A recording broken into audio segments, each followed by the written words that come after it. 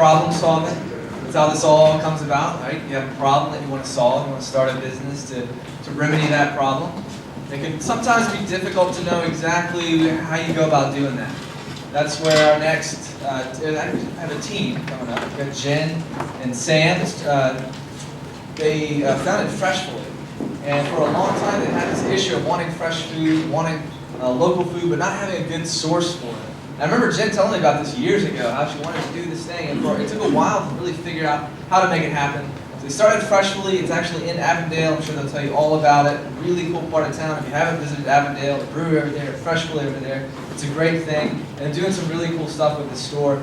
So we're going to let them tell us how they came from the problem that they wanted to solve and how they're solving it now and doing a really good job with it. Please welcome Jen and Sam.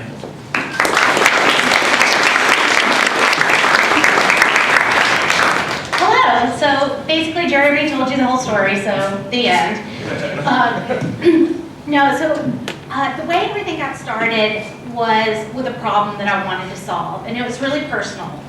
I've struggled with my weight my whole life since I was about 6 years old, and for me, that meant being on diet since I was 6 years old.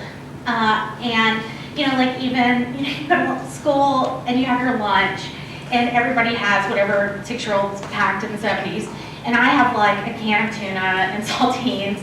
And so it was something that I'd always been trying to solve, and I'd done things like Weight Watchers and other diet plans my whole life. So it just kind of become a part of me. And when I was in business school and studying economics, and we learned about, the basics of supply and demand and things like that. And I started thinking about if people buy more and consume more when the price is low, were people heavier in places where they spent less on food? And it was just a really simple theory. If food is cheaper, do people eat more of it? And so I proposed to study that at school as an independent study.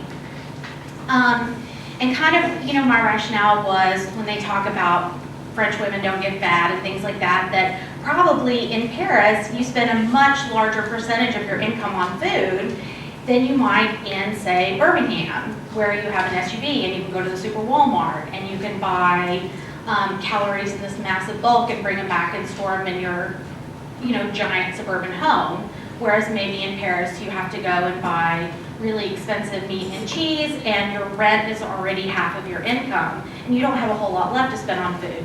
So maybe just we ate more because it was cheaper. And not to say that there isn't any personal responsibility in that, but just in general, did that happen?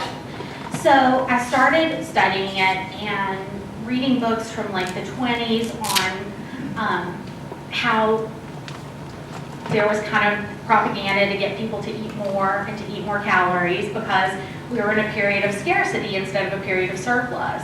And I started studying how food was produced. And in general, back in the turn of the century, we produced about 3,000 calories per person per day in this country, and most of it was perishable.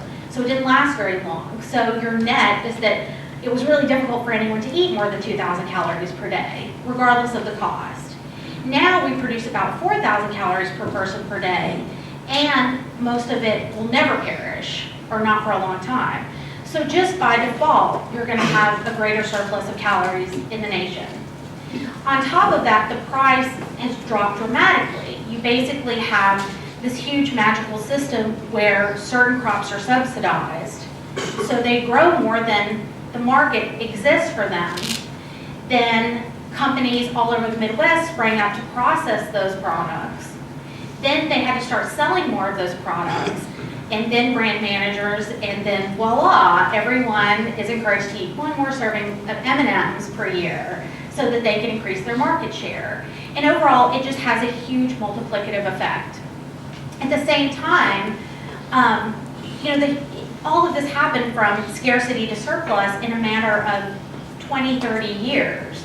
And that's just, there's no way the human body can change fast enough to accommodate that. So you have, instead of a natural limit to how much food you can eat, you have to kind of self-impose limits. And for some people that's easier than others.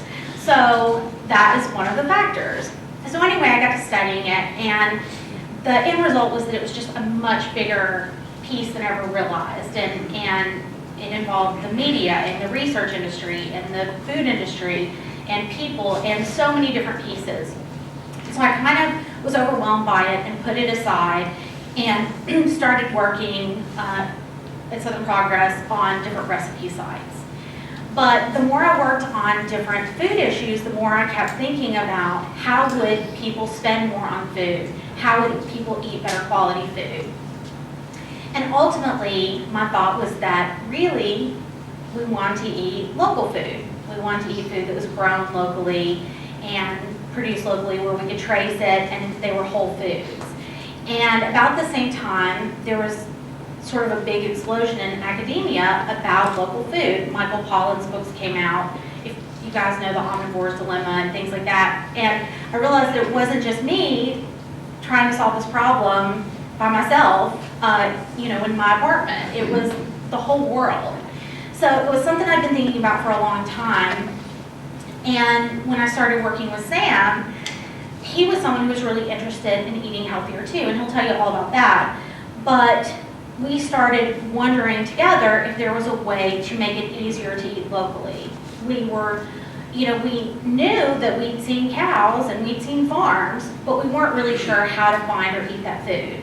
We knew that the farmer's market existed, at the crack of dawn on Saturday, but we weren't really sure how to adapt grocery shopping skills of you go in and everything you need to make every meal is there, to how to buy food to prepare that was local, short of driving hundreds of miles to pick up a pint of blueberries here and a chicken breast here and so on. And so basically the problem I presented to Sam was, I think that the problem is that people need to eat more locally, and I think they need to be more cognizant of what they eat. But that food has to be available, and right now it's not. It's scattered in these small farms all over the state and the southeast, so how do we get that information together? So when Jen and I first started working together, we both found we had a passion for food. I think we keep telling people the whole Freshfully concept came about from Benton's Bacon.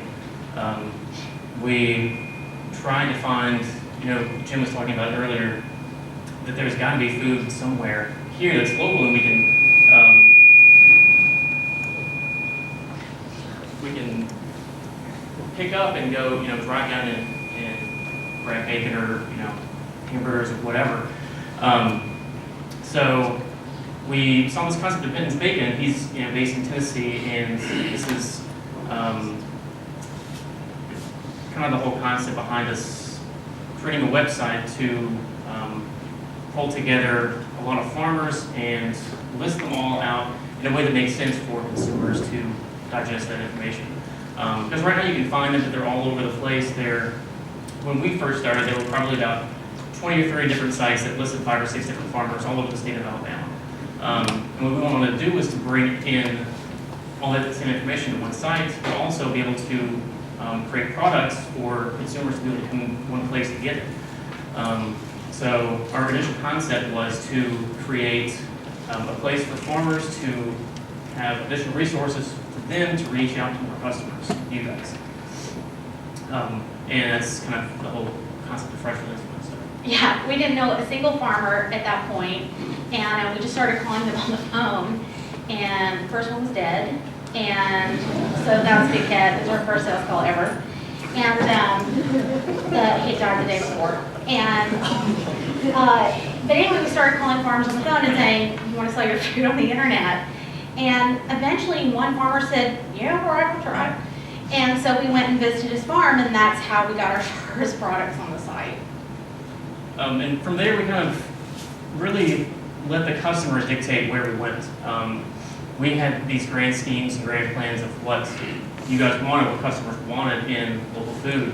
But we really didn't take into account exactly how to get it to them and exactly how it was going to be addressed and how they wanted it. So we took food out. I think some of our first drop-off points were out at farms, 30 miles outside of town. Our first drop-off point was in an office complex inside of another company. So we had to have our customers buy fresh shrimp online, for example, and then try to come find us in this office park in the industrial part of town to pick up fresh shrimp. So we kind of saw then that we were gonna have to change our concept a little bit and expand our pickup locations and try to figure out a better way to get the food to all of our customers. Yeah, we knew there was always going to be some part of distribution, that the first thing we were going to do was compile the information on where the farmers were and how to get a hold of them. But we knew at some point we were going to have to help manage at some point of the distribution piece, whether that was a truck or farm stand or market. And we also thought in the beginning that it would be really hard to meet farmers, that we'd be dealing primarily in packaged foods. We thought we'd have 50 kinds of jelly. As it turns out, we never got any jelly. But That's one of the hardest things to find. yeah, but the farm products were way more popular than the packaged foods. So eventually we streamlined the site to just offer those. But I remember there was one point where our shrimp guy was dropping off in the parking lot at Saks. And so you would have to come into the Saks parking lot. It's freezing cold and it's raining. Right, and find the shrimp guy and then pull up next to him and he would quietly shuffle the shrimp into your car. And so the first couple times I went out there to meet him and make sure everyone was comfortable with meeting the shrimp guy at Saks. And so at one point, yeah, it was like freezing cold and raining, and the shrimp guy was late because farmer time is not the same as anything else. And so I was like, everybody just get in my car, it's freezing. So all these people got in my car, and the lady in the front seat said, I can't believe you let all these strangers in your car. I was like, well, I can't believe you found fish off the internet, but here we are. So there are a lot of puzzles that we never expected to have to solve. So one of the, I guess at that point, a prime opportunity presented itself, and there was a contest for new businesses to open a retail store. So it was called Occupy Avondale, and Jen and I applied for Occupy Avondale, and at this point we really didn't have any plans to open a retail space. We thought it was going to be too difficult, or it wouldn't make sense for our business model, considering our business model was completely online at this point. But we thought that we were going to try to solve our frozen shrimp problem instead of having it stuffed in the back room of an office in a developer's room. We were going to need someplace that has freezers, that has coolers, that our customers can come and pick it up. And we were thinking, well, if we're going to have freezers and coolers and have that overhead anyway, might as well have a retail space. Yeah, so people can come in all the time. And Exactly, so they shop. can come and shop and get what they want instead of having to, buy what we dictate for them, to be able to have access to. So that's when the Occupy Avondale contest came up, and we applied for that, and we won it. Was it April 2012? Yeah. And we opened our retail store over in Avondale in May of 2012. So that gives you a little bit of an idea on how quick we can get moving. So basically, and that's how we started up. Our goal is making more local food more accessible to more people, and it's taken a lot of different pieces. We still have an online component, and it's kind of taken on its own personality, which is it does purely farm boxes of meat or veggies. They go to different locations around town. The farmers fulfill those, so we just take orders and process them, and we market it. The farmers love it because they can come to us, give us the details of their box.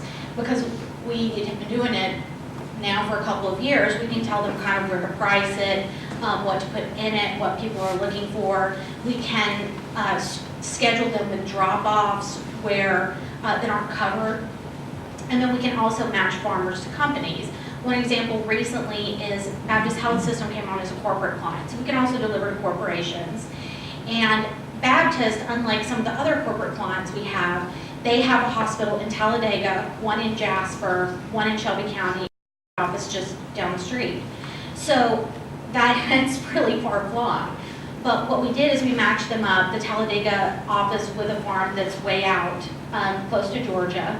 We matched the Jasper one with a farm that was in Nauvoo, and so on, so that each hospital orders from a different farm. when offices are downtown, it's really easy. We set up private pages on the site where employees can order veggie boxes and have them delivered to work. On the other hand, the store operates more like a food hub. So we have, one of the things we do in the store is we have what we call a full plate strategy, where we try to make the store as much like shopping at a regular grocery store as possible, where we always have at least 8 to 10 proteins that people recognize and know how to use. For example, frozen shrimp, or ground beef, or steaks, or ham, and so on. We always try to have about 8 carbohydrates that people know, sweet potatoes, red potatoes, pilaf, whatever. And then we're always going to have tons of fruits and vegetables, so that's not a problem. But you have Walmart over here where the food has been touched 10,000 times from the farmer to where it is now. And you have the farmer's market where it's only been touched by the farmer. And so where we are is kind of here, where we're not anything like a grocery store. There's tons of stuff that we don't have, but we try to make the experience as much like it, and it's only touched one additional time. You can go in and meat is all in one department and produce is all in one department. We can give you meal ideas and put meals together and make an experience that's without touching the food a million times and getting it to the point where it's processed into oblivion. It's just touched one additional time, but the experience is a lot more like traditional grocery. Right. So I guess to get back to our passion as entrepreneurs, and I guess a little bit of background on myself. I'm a web developer and I do graphic design, web design, things like that. So when Jen brought me in, we were concentrating on the website, but when we opened the store, we had to kind of wear a few more hats and started creating some products in the store that not only helped sell, but helped save us a little bit of money. And that's kind of where we coupled our website with our store a little bit. And I guess initially the store, when we first started out, we were going to sell the same things online that we sold in the store. But again, we soon found out that the customers that were buying online, they didn't buy spices. They didn't buy, when we did find jelly, they weren't buying jelly and salsa online. They were buying vegetables and they were buying meat. So we created this whole product suite to couple the online store with the physical store, so we could manage inventory back and forth between the two. But we eventually found that wasn't going to be viable anyway because no one was buying that stuff. So we kind of separated the two, and that's kind of where we're at.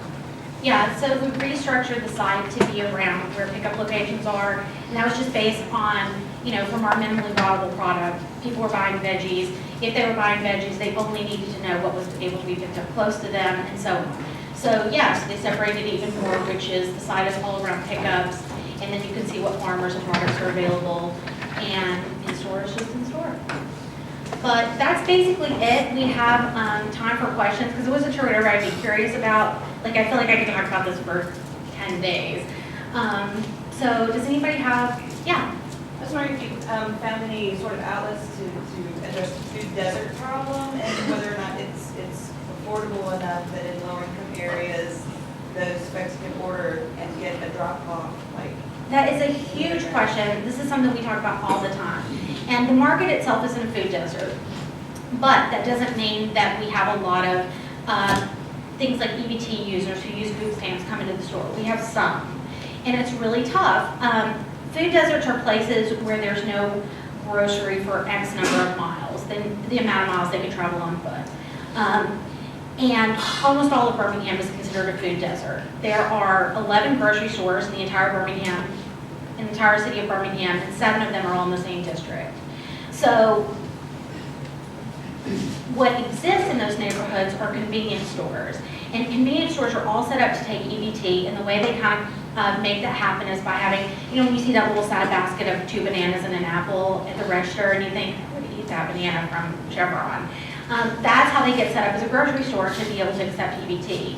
But EBT covers Red Bull, Monster Energy Drink, Snickers. There isn't really very much cookable food there. This is my favorite interesting fact about EBT. In rural Alaska, you can use your EBT cards to buy bows and arrows. But everywhere else you have to buy food, and in most cases it's processed food. because grocery stores don't find it viable to be there just from a, balance sheet aspect. Well, after X number of years of that, people who live in food deserts find themselves only knowing how to eat or preferring processed foods. This is not shocking. People in really wealthy areas prefer processed foods too when they eat it too much. You really have to make a conscious effort to cook and not eat those kinds of foods. So there's a huge education piece missing. We've been working with Red Birmingham on all these different ways to get food into food deserts. One thing we do, of course, like I said, is take EBT. We also allow people to shop online with their EBT cards and pay on delivery. So we have a coupon code for them that they can use and order veggie boxes. The biggest problem right now is even when we get the food there, there's not a market for it. So that's the big next huge step is the education piece and how do we get more people to want to eat vegetables and cook and knowing how to cook. There's a big gap. For me personally, I grew up in Roebuck and I lived with my grandparents and my mom, and we shopped at the farmer's market under the viaduct on First Avenue North. Does everybody remember the farmer's market under there, kind of where Rogers used to be? And we bring home, these giant bags of corn and peas and you had to shell them and shuck them and all that stuff. And we cooked.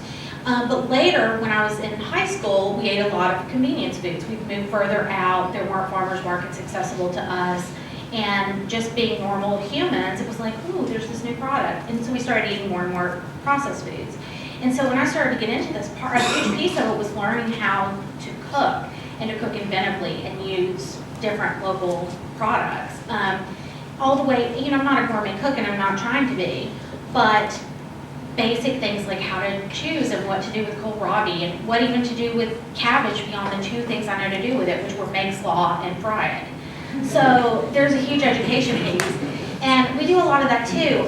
That's a lot of what we do on social media, which I don't know if you guys, I don't know how much y'all know about Freshfully, but primarily all that marketing that we do is on social media. So we use Pinterest a great deal to make recipe collections that are seasonal and match veggies that are in our veggie boxes. We put together ways to cook grass-fed meat so that people know more about it. But you still have to be kind of interested in it to come and pursue us and want to know about it. Fortunately, that number of people is growing steadily, the number of people who are interested in local food. Another aspect of that in terms of just sort of competitive advantage is that for the big grocery stores, it is virtually impossible for them to carry local food, real local food that's grown at family farms. It just doesn't fit into a mass distribution system. And for a huge number of reasons. And even the guys who try really, really hard find it, Whole Foods has always been great to us, and they even let us use them as a drop-off for veggie boxes and things like that. But they are able to get some local food, but it's hard for them to get a lot because their company is built around this huge distribution network that delivers organic produce from California. And, it's just, the whole thing is just fascinating to me.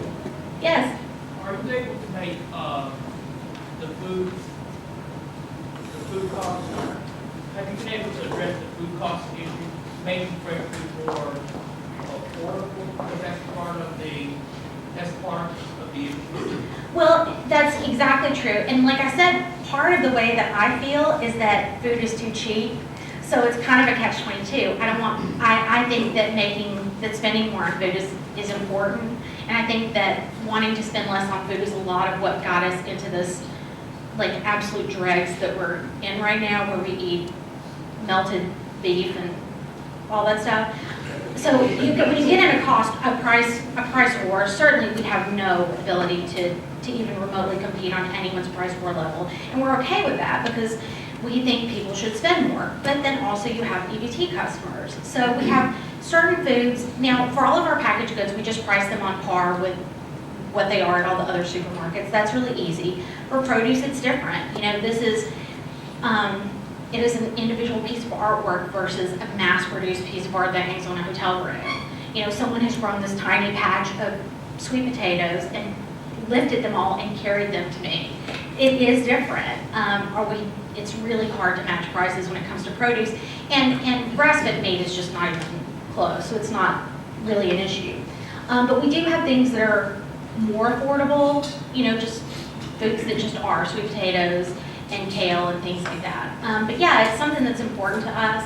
We don't want to price people out of the market, but we also are just shocked and alarmed at how little Americans spend on food compared to other countries. 22% of groceries are bought at Walmart, which is just staggering because grocery is a $400 billion a year industry. It's not small. Oh, chickens. I want to say this about chickens. The worst price deficit is chickens. We produce 2 billion chickens in Alabama every year. I cannot sell one of them because none of them are both humanely raised and USDA inspected. So either you can carry Tyson or you can go to a farm and buy a chicken directly from a farmer. We have no USDA inspected processing for small farmers in Alabama. Georgia's just built a huge, gorgeous facility for it.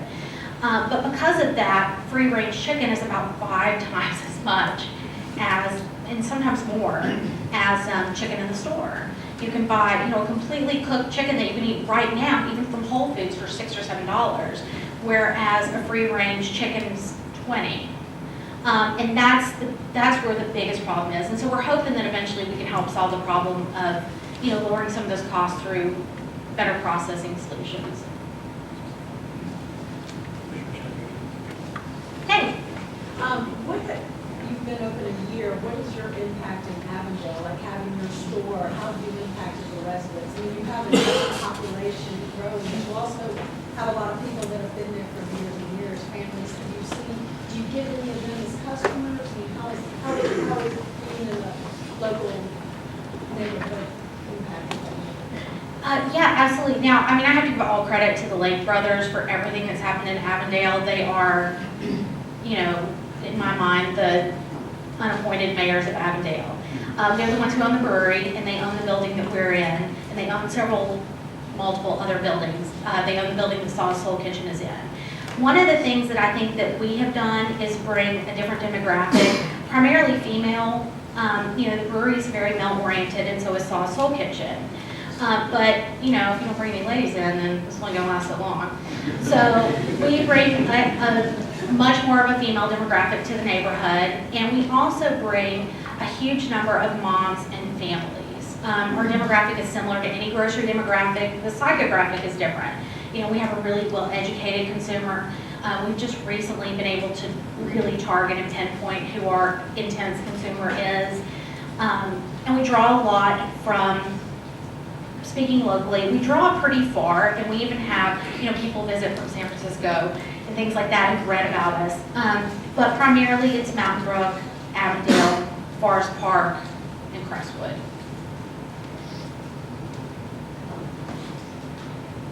Do you have a question? Just a movement. What's the next step for Freshfully? Well, we're always thinking about what will be next. But right now, primarily, we're focusing on just having some peace and kind of working on the things that we're doing right now, the site and the store, and kind of just getting better at those for a while. It's been, I guess, we really started August 1st of 2011, and it's been virtually nothing but change ever since then, like big, massive change things. The site, and then the store, and then redoing the store, and stuff like that. So I'm hoping that, maybe for the next 6 months or so, we can just focus on building our customer base for both the store and the site, and building more corporate clients, and then worry about the next thing. Also, secret. All right, thank y'all so much.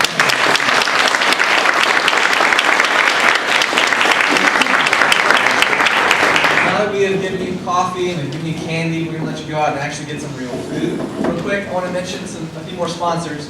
Fleetio, fleet management software company founded by Tony Somerville, who you heard from earlier. They're huge on startups and have had a lot of impact on this event in their time. And financial investment. Isotope 11, a software development firm which specializes in developing custom web-based and or mobile-based software applications. You're going to hear from Josh Adams later in the day, one of their members. Julie Haggard Designs. They provide all the physical media for the Startup Summit, including the badges and signs, and they can provide design work for your next project. And then Plaidjack, which is my company, our mission is to simplify the web for small businesses. If you need a website, let me know.